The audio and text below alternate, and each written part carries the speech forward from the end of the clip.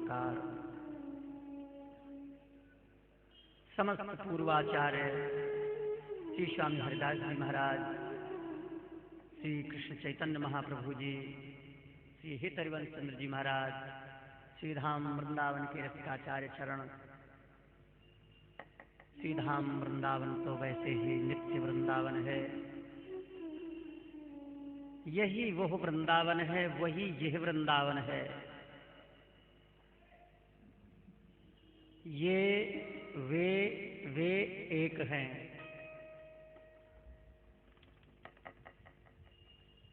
संशयात्मा विनश्यति।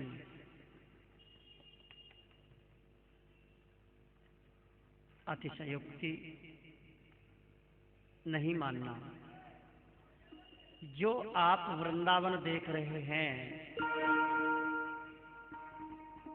यह वही वृंदावन है जिसकी चर्चा पुराणों में आई है, जिसकी चर्चा वेदों में आई है, जिसकी चर्चा रसिकाचार्य चरणों में की है। श्री स्वामी हरिदास जी महाराज का वृंदावन, श्री हित हरिवंश चंद्र जी महाराज का वृंदावन है। अब आप लोग प्रश्न करते हैं, महाराज हमको दिखाई क्यों नहीं देता? घोर कलयुग के प्रभाव से हम सरीखे वासनाग्रस्त जीव इस वृंदावन पर आकर के पूछते हैं। मैंने सुना है निधिवन में ठाकुर जी रात में रुकने से दर्शन देते हैं। मैंने सुना है सेवा कुंज में रात में दर्शन देते हैं। हाँ, दर्शन हुआ है। कौन को हुआ है और कौन को हो रहा है, इसका चिंतन नहीं किया। बहुत से लोग प्रश्न करते हैं, बाबा वृक्षों में लिखा है राधा राधा नाम, हमको आप दिखाइए कहाँ लिखा है। मैंने कहा भैया हमको तो दिखाई नहीं दे रहा, आपको हम धोखा क्यों दें? खुली भाषा, स्पष्ट बात है। जो दृष्टि है उस दृष्टि को प्राप्त करें तो भैया कण कण में श्री राधा नाम है, रोम रोम में श्री राधा नाम है। निवेदन ये है, किसी को धोखा देने का विचार नहीं करना चाहिए। मैं वृंदावन में रहता हूँ, बहुत से लोग वृक्ष दिखा देते हैं, बोले राधा नाम लिखा है। अच्छी बात है, उनका भाव है। किसी प्रकार से व्यक्ति की श्रद्धा को बढ़ाना चाहिए, लेकिन इसका मतलब ये नहीं है कि थोड़ी सी श्रद्धा बढ़ा करके जड़ से उसकी श्रद्धा उखाड़ देनी चाहिए। ये हम लोगों का काम है। लेकिन समय का प्रभाव है। मेरा कहने का अभिप्राय इतना ही है कि ये वही वृंदावन है जिस वृंदावन में श्यामा श्याम जुगल सरकार नित्य विहार करते रहते हैं। अब हमको दिखाई क्यों नहीं देता वो वृंदावन?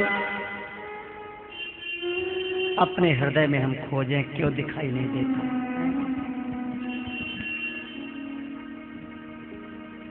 हमारा मन इतस्ततः भटका हुआ है। हम श्यामा श्याम के प्रति पूर्ण अनुरागी नहीं है। हमसे वो शरणागति नहीं हो पा रही है, वो नाम जप नहीं हो पा रहा है।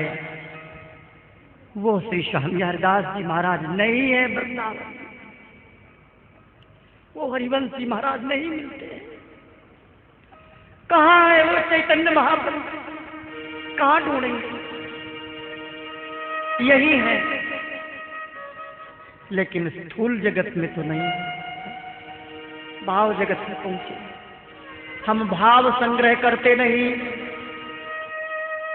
बस ऊपर ऊपर से भौतिक दृष्टि से खोजते हैं। ये वृंदावन वही वृंदावन है। भौतिक रूप इसका हमने आपने बिगाड़ दिया है। हम आप चिंतन करें और वास्तविकता को खोजें तो वृंदावन की लीला ब्रज की रज और लता में समाई हुई है।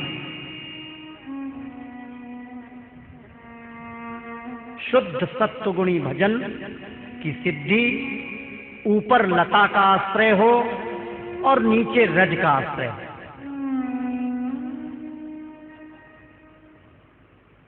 इससे शुद्ध सतोगुण से संपन्न हृदय में ही वो दिव्य भाव प्रकट होते हैं और दिव्य लीला प्रकट होती है। इसका अन्यथा अर्थ ये नहीं लगावे कि कोठी में बैठकर भजन कर रहे हैं तो क्या उल्टा कर रहे हैं, ऐसी बात नहीं। लीला रज में और लताओं में समाई हुई है। आज हमारे वृंदावन का स्वरूप बिगड़ गया है, रज और लताएं समाप्त हो गई हैं। इसलिए जब भौतिक वृंदावन का स्वरूप हमने आपने बिगाड़ दिया है तो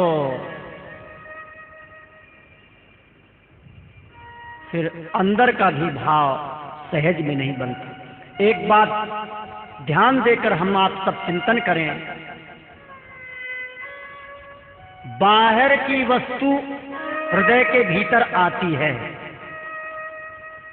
जो कुछ हम आंखों से देखें। आए हैं मंदिर में, श्री निकुंज बिहारी विराज रहे हैं। निकुंज बिहारी का दर्शन किया, चिंतन किया, तभी तो इनका स्वप्न बनेगा, तभी तो हृदय में ये स्वरूप दिखाई देगा। और प्रेम की प्रगाढ़ अवस्था पर यही जो मंदिर में विराजे भय ठाकुर जी हैं, ये आपके कमरे में प्रकट हो जाएंगे। तो जब हमने प्रकट का ही स्वरूप बिगाड़ दिया है तो अंदर में वो स्वरूप बनेगा कैसे? और हृदय में जब बनेगा नहीं तो आगे प्रकट खेलेंगे कैसे? बात बहुत सीधी और सरल है।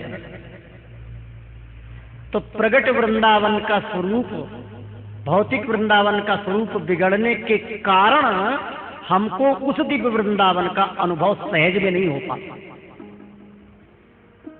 पहले पहले संत आते थे, हमारे गुरु जी कहा करते थे कि हम वृंदावन से चलते तो बरसाने तक छाया छाया में जाते थे,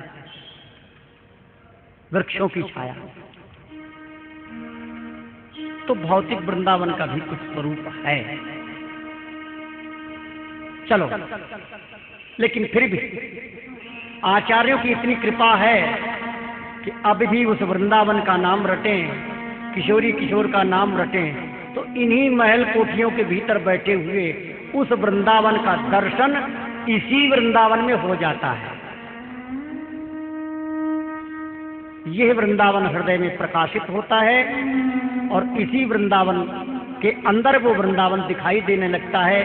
प्रमाण आप कैसे समझेंगे? जिस समय अकबर आया श्रीधाम वृंदावन में, श्री स्वामी हरदास जी महाराज के दर्शन करने आया। स्वामी श्री हरदास जी महाराज ने कहा, क्यों कहा? क्योंकि उसने प्रार्थना की, महाराज कुछ सेवा बताओ। उसके हृदय में धनमद था, यौवन मद था, धनमद जौवन मद। जाओ वृंदावन के बिहार घाट की एक सिद्धि का कोना आप ठीक कर दीजिए। सिद्धि का कोना ठीक करवाने गया तो मन में विचार आया, मैं सारे भारत का एक छत्रपति राजा हूं और ये महाराज एक पत्थर का टुकड़ा मरम्मत करवाने को कह रहे हैं। अभिमान आया धनमद का। श्री स्वामी हरदास जी महाराज ने कृपा की, बैठे हैं निधिवन में, वहीं से कृपा की लहर चली और आंखों में वो दिव्य वृंदावन की सीढ़ी प्रकट हो गई। देखने में वही स्थल है, वही स्थान है, लेकिन उस सिद्धि में प्रकाश भर दिया। ये साधारण पत्थर की सिद्धि, संगमरमर की सिद्धि बन गई, हीरा मोती मणियों की सिद्धि बन गई। यही वृंदावन में वो वृंदावन प्रकाशित कर दिया। और सरल शब्दों में हम आप चिंतन करते हैं, यह शरीर है, इसी शरीर में, स्थूल शरीर है ना, भौतिक शरीर है, इसी शरीर पर जब किशोरी जी की कृपा होती है तो वो हमारा दिव्य स्वरूप जो किशोरी जी की दासी का स्वरूप है वो इसी शरीर में दिखाई देता है। ये वृंदावन वो वृंदावन है, उस वृंदावन में ये वृंदावन दिखाई देता है।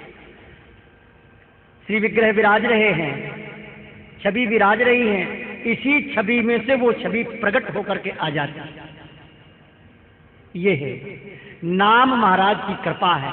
बस नाम अपराध से बच के रहें। गुरु आचार्यों की कृपा, नाम महाराज की कृपा से ये स्थिति अब भी हो जाती है। ऐसा ये अविश्वास नहीं करें कि अरे वो श्री स्वामी जी थे तब होते। अरे भाई, स्वामी श्री हरदास जी अब भी दर्शन देते हैं। कुछ संत तो ऐसे मिले, उन्होंने कहा महाराज चैतन्य महाप्रभु ने कृपा कर हमको दर्शन दिया। कुछ संतों ने ये बताया कि हमको श्री स्वामी हरदास जी ने प्रकट दर्शन दिया।